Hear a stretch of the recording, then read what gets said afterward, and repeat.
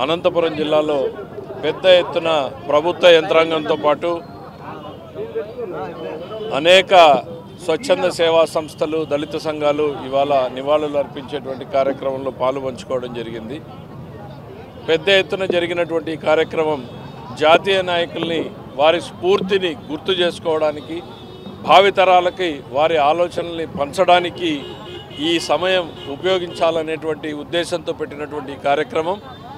ఒక్కసారి జగజ్జీవన్ రామ్ గారి జీవితాన్ని తరచి చూస్తే బీహార్ రాజకీయాలతో ప్రారంభమైనటువంటి ఆయన స్వాతంత్ర పోరాటంలో కలకత్తాలో జరిగినటువంటి కార్మికుల ర్యాలీలో మొట్టమొదటిసారిగా ఒక యువ నాయకుడిగా ఆయన రాజకీయాలలో తెర మీద ఒక వెలుగు వెలిగినటువంటి వ్యక్తి.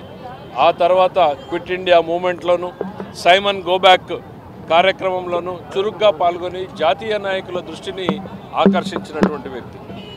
రాజకీయాలలో స్వాతంత్ర అనంతరం తొలి క్యాబినెట్ నుంచి ఆయన రాజకీయాల్లో ఉన్నంతకాలం కూడా మంత్రిగానే పనిచేస్తూ ఉన్నటువంటి వ్యక్తి.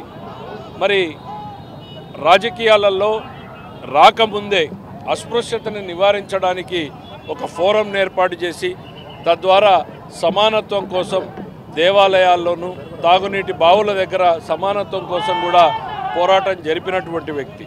వాళ్ళందరి పోరాటాల ఫలితంగానే ఇవాళ సమాజం ఈ రకమైనటువంటి మార్పుల్ని పొందగలిగింది అనేటువంటిది వాళ్ళందరి సేవల్ని గుర్తు చేసుకోవాల్సినటువంటి తరుణం ఇది.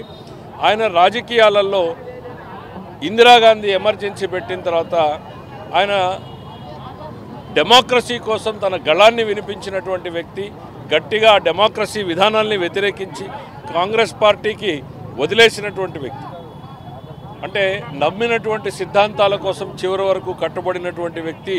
మనం అందరం కూడా ఈరోజు గుర్తుంచుకోవాలని తెలియజేసుకుంటూ మరొక్కసారి ఘనంగా నివాళులర్పించడంలో జిల్లాలో ఆయన స్ఫూర్తితో, ఆయన ఆదర్శంతో వచ్చినటువంటి వివిధ ప్రభుత్వ పథకాల అమలులో అనంతపురం జిల్లా ముందు ఉందని తెలియచేయడం జరుగుతూ ఉంది. ఇప్పుడు సోషల్ వెల్ఫేర్ డిపార్ట్మెంట్ నుంచి అన్ని పథకాలు కూడా యాక్టివేట్ అయినాయి. అలాగే వివిధ పథకాల్లో వెల్ఫేర్ స్కీమ్స్, లోన్స్ కూడా శాంక్షన్ అయింది. రాబోయే జ్యోతిబా పులే గారి దాంట్లో కూడా దాన్ని గ్రౌండ్ చేయడం జరుగుతుంది.